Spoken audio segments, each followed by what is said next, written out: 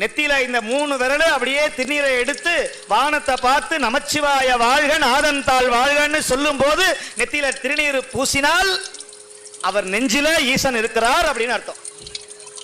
இது வாழும்போது சைவனா இருப்பது. அதற்கு குருநாதருடைய அருள் வேணும்.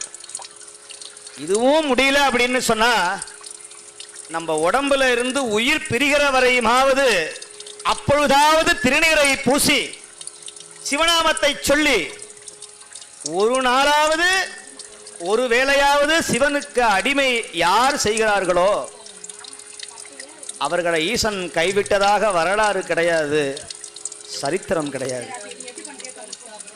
இப்படிலாம் சொல்றீங்களே, இதெல்லாம் உண்மையா அப்படின்னு நிறைய பேர் கேட்குறாங்க.